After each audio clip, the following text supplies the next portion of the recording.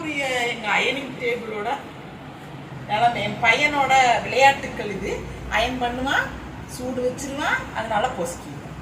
நம்ம டெய்லரும் கட்டி நம்ம சும்மா இருக்க மாட்டோம். அதுக்கு ஒரு உரை தைச்சு போடுவோம்டா. எல்லாத்துக்கும் வரடா, சோஃபா செட்டுக்கு வரா, பெட்டுக்கு வரா, எல்லாம் அவனுக்காக நான் பண்ற வீட்டுக்குள்ள என்னென்ன வேலை தெரியுங்களா, எல்லாத்துக்கும் வரதான் பாருங்க.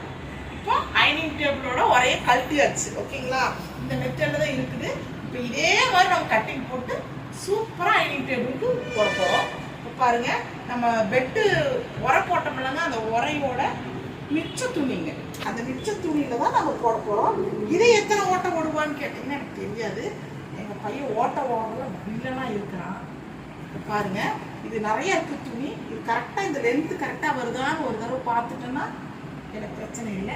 சூப்பரா வருதுங்க, கரெக்டா இருக்குது. அகலம் மட்டும் கொஞ்சம் அதிகமாக எடுத்துக்கணும், அப்பதான் நம்ம உள்ள விடணும். உள்ள விடுறதுக்கு இப்போ சிங்கிள் துணி எடுத்துட்டு போறோம் நான் இப்போ. சரிங்களா, சிங்கிள் துணியை எடுத்துட்டு இது எப்படி கட்டிங் போடுறவங்க மெத்தேடு சொல்லித்தரேன். இப்போ பாருங்க, இந்த மாதிரி துணி நிறைய இருக்குது.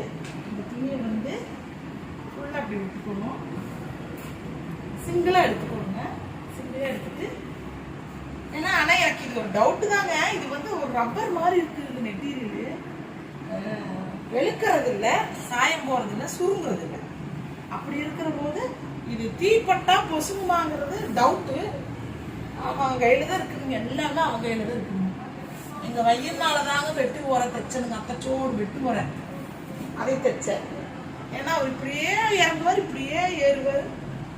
நம்ம இருக்கிற டிசிப்ளின் பசங்க இருக்கிறது இல்லைங்க, ஆம்பளை பசங்க இருக்கிறது இல்லை. ஏன்னா அவங்களெல்லாம் நம்ம சொல்றதுக்கு இல்லைங்க, எதுவும் சொல்ல முடியாது. இந்த கால பசங்க அம்மா எல்லாம் தெரியுமா அப்படிங்கிறானுங்க. இப்போ மேலே வரைக்குமே வச்சுக்கிறேன் நான். இந்த உரை வந்து கரெக்டா பாருங்க. இப்போ இதுக்கான எக்ஸ்ட்ராவும் விட்டுருக்குறேன், ஏன்னா அடியில போய் கவர் ஆகணும். கீழே ஒரு பெண்டு மாதிரி வச்சு உள்ள வந்து ஒரு த்ரெட்டு போட்டிருக்குறாங்க. இந்த த்ரெட்டவே கட் பண்ணி நான் உள்ள போட்டுற போறேன்.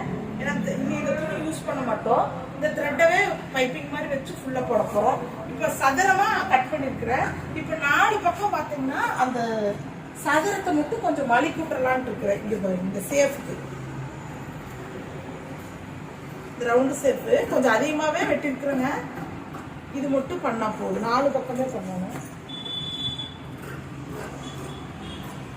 ஏன்னா அந்த டேபிள் வந்து இந்த மெத்தேல தான் இருக்குது.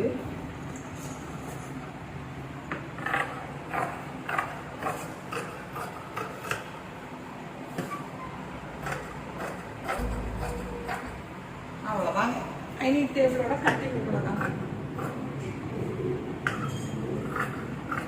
இப்போ இது வந்து பிசுறு பிசுறா வராதுங்க, அதனால இது ஒரு தடவை மடிச்சு அடிச்சுட்டு இன்னொரு தடவை வைக்கணும்னு அவசியம் இல்லை.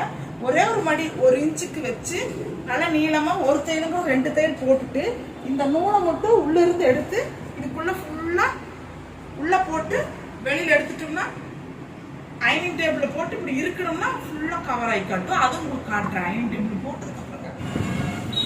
இப்போ பாருங்கம்மா, நான் பெண்டுல லைட்டு ஒரு சின்ன சுருக்கு வச்சு பெண்டு திருப்புறேன். அப்போ அழகா திருப்பலாம். ஏன்னா இது வந்து ஓவர் ஷேப்ல இருக்குது அந்த அந்த டேபிள், அயனிங் டேபிள். நீங்களுமே பார்த்தீங்கன்னா இந்த துணி இல்லைனாலும் ஒரு காட்டன் துணி, ரேஷன் கடை மெட்டீரியல் இருக்குது பார்த்தீங்களா, அந்த துணி கூட போடலாம். அப்புறம் நீங்கள் வந்து இந்த உங்கள் பெட்டு விரிப்பு வந்து கிழிஞ்சிருக்கும், நல்லா இருக்கும். பெட்டு விரிப்பு கலராக அழகாக இருக்கும், ஆனால் ஒரு இடத்துல மட்டும் கிழிஞ்சிருக்கும். அந்த பெட்டு விரிப்பு விரிக்க முடியாது. அப்போ என்ன பண்ணுங்க, அந்த பெட்டு விரிப்பை இந்த மாதிரி கவர்கள்லாம் தைச்சு வச்சுக்கோங்க, அது நல்லா யூஸ் ஆகும். அப்புறம் சோஃபா செட் இருந்ததுன்னா அந்த பெட்டு விரிப்புலேயே ஸ்கொயர் பில்லோ கவர் தைச்சு சோஃபா செட்டுக்கு சைடில் கொடுக்கலாம், குழந்தைகளுக்கு கொடுக்கலாம். அந்த மாதிரிலாம் பண்ணலாங்க. நம்ம வீட்டில் வந்து டெய்லராக நம்ம வீட்டில் மட்டும் இருந்துட்டோம்னா நம்ம வீட்டை அப்படியே அழகாக ஆக்கலாம், அவ்வளோ சூப்பராக ஆக்கலாம் நம்ம வீட்டை. இது நம்ம வந்து உள்ளே கோர்த்துட்டுருக்குறோம். இது கோர்த்துட்டு உள்ளே ஃபுல்லாக எடுத்ததுக்கப்புறம் டேபிளில் போட்டு டேபிளை காட்டுறோம். பாருங்க, அயனிங் டேபிள் எவ்வளவு பக்காவா ரெடி ஆயிடுச்சுன்னு பாருங்க. இது பாருங்க, இந்த மாதிரி நீங்களும் ஸ்டிச் பண்ணுங்க. நேற்று நான் சொல்லி கொடுத்த மாதிரி ரொம்ப ரொம்ப ஈஸி மெத்தடு. ஒரு 5 நிமிஷம் 10 நிமிஷம் தான். கட்டிங்க்கு வந்து 5 நிமிஷம் ஆகும், 10 நிமிஷம் தைச்சிச்சு. கட்டிங் போட்டு ஃபுல்லா வெறுமனே மடிச்சடிச்சு அதுக்குள்ள இருக்கிற கண்டை உள்ள ஃபுல்லா வச்சு நெருக்கணும்னா அடியில் அப்படியே சுருங்கிடுச்சு. சுருங்கணும்னு தைச்சேன்.